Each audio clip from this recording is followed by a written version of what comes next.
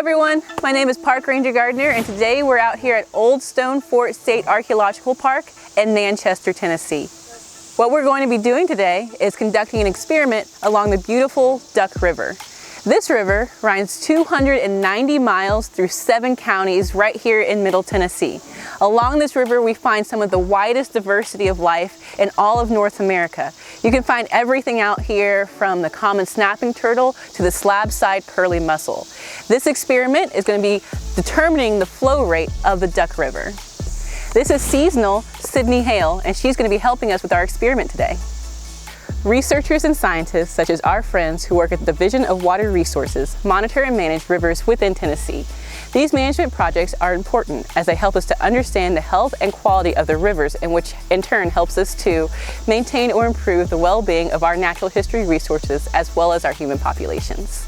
People, as well as wildlife, depend on healthy river systems for fresh drinking water. Out of all the water on the planet, only about 2.5% of it is fresh water. The remaining 96.5% is salt water. It is important that we continue to monitor, manage, and understand our river systems so that we can maintain healthy environments for future generations to come.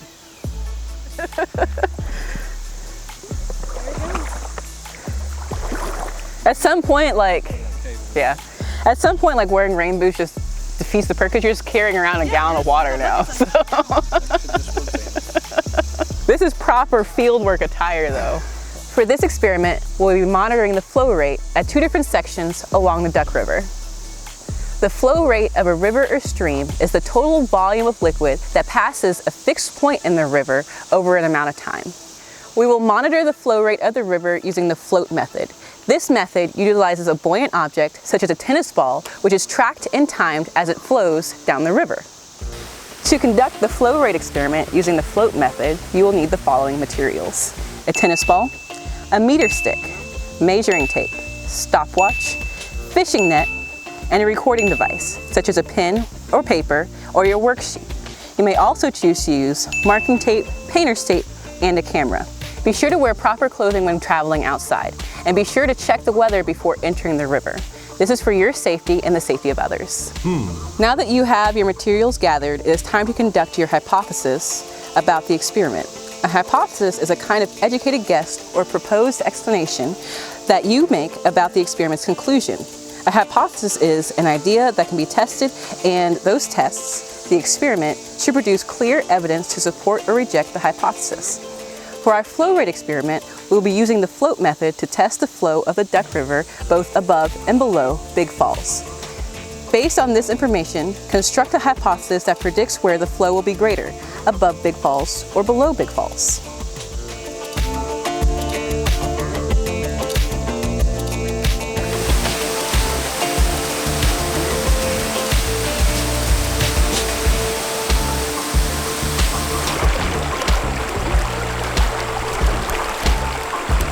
First, we'll need to determine the cross-sectional area of this section of river.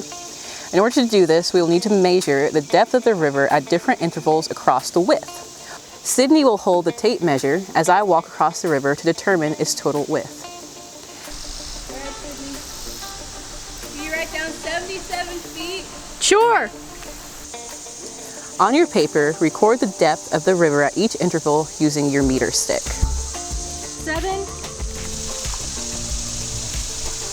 18. Measure the river downstream 20 to 25 feet from your first point. Repeat the previous steps at this downstream location and collect this data on your sheet. Sydney will stand at the first location and release the tennis ball into the water. I will be at the other downstream location prepared to catch the ball. The timer will be stopped when the ball reaches the downstream location. Record the time it took for the ball to float from point 1 to point 2. Repeat this process 3 times. That's awesome.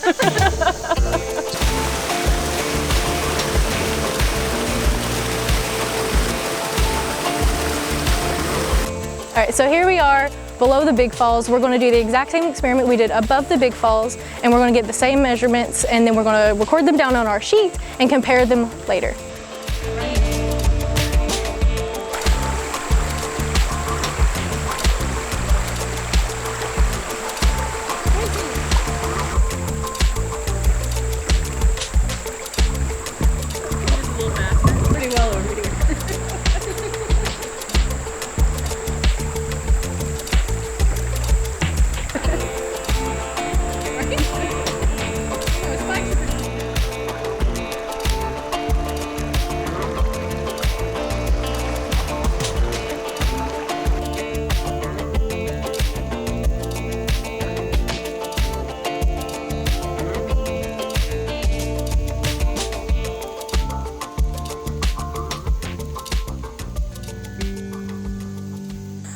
right, y'all, thank you for joining us at Old Stone Fort State Archaeological Park in Manchester, Tennessee to conduct this flow rate experiment of the Duck River. Remember, this river is right here in your backyard. You can come out whenever you want to visit this river at your Tennessee state parks. My name is Ranger Leigh Gardner. I'll be here and I hope to see you here too.